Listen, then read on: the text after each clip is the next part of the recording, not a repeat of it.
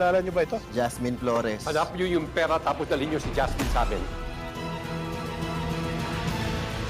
Pinilit ni Tyrone na mag-drive na kahit may tama siya, kaya nakalayo sila ni Freddy, pero napagtanto niyang patay na ang kaibigan niya nang saktong mawalan na din siya ng malay.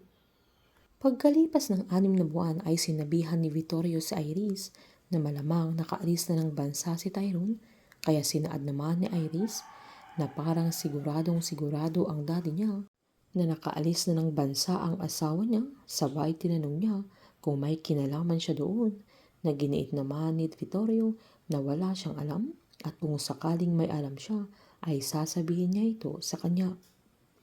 Sa mga sumunod na araw ay may isang bangkay na hindi nila makilala na natagpuan ng mga pulis, na agad pinuntahan ni Sandro na siya ang inatasan sa kaso.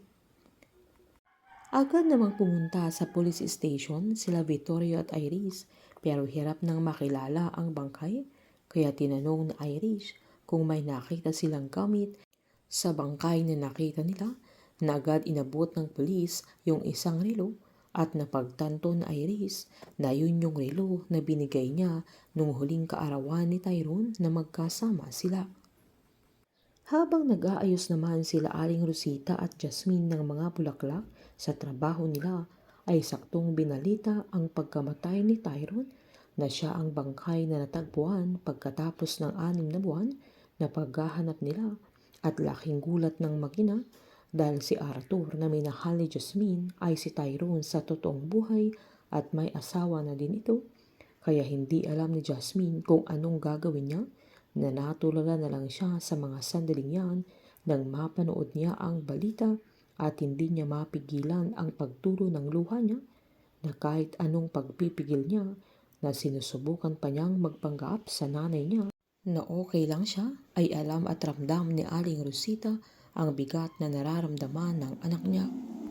Naghanda naman si Jasmine ng bulaklak na ibibigay niya sa burol ni Tyrone.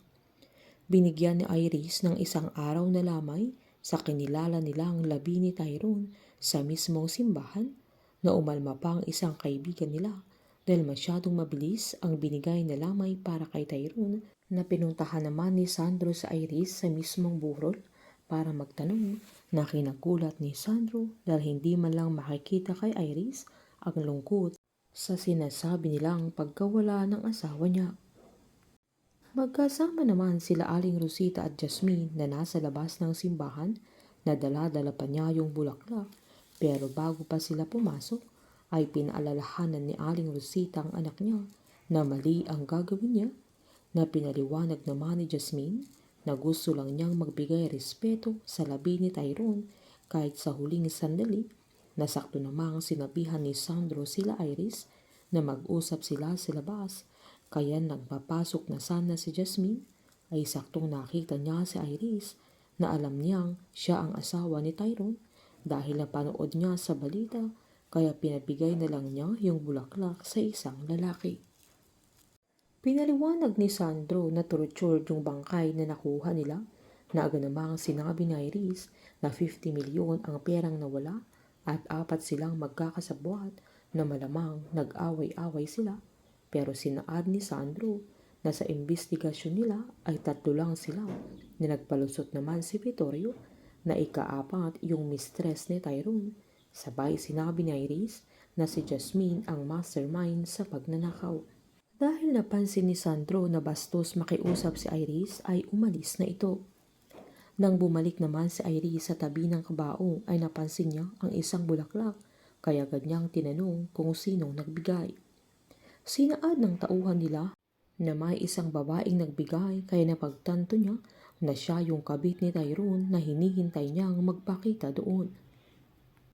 Agad nilang chinek yung CCTV footage sa lugar at nakita nilang may 2 babae na dumating, pero side view angle lang ang nakita, na sinaad naman ni Victorio na papaano masisigurado ni Max na yun ang kabit ni Tyrone, na agad namang sinabi ni Iris na Chief Flower, Chief Taste, Chief Woman dahil probinsyana na look si Jasmine, na sinaad pa niyang fresh yung bulaklak na binigay niya, pero hindi lang pumasok ang dalaga.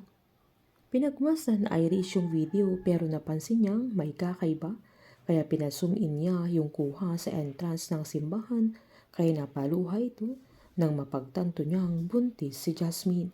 Hindi titigil sa Iris hanggat hindi nila nahanap at nakikita ng personal si Jasmine na ipapadanas niya ang kalupitan niya sa dalaga lalo't insulto sa kanya na may anak si Tyrone sa ibang babae na hindi niya kayang ibigay. Painit ng painit ang mga tagpo, sabay-sabay po nating subaybayan ang advance episode ng Lavender Fields dito lamang po sa aking channel. Patuloy lamang po manood at mag-subscribe para ma-update po kayo sa mga susunod na episode.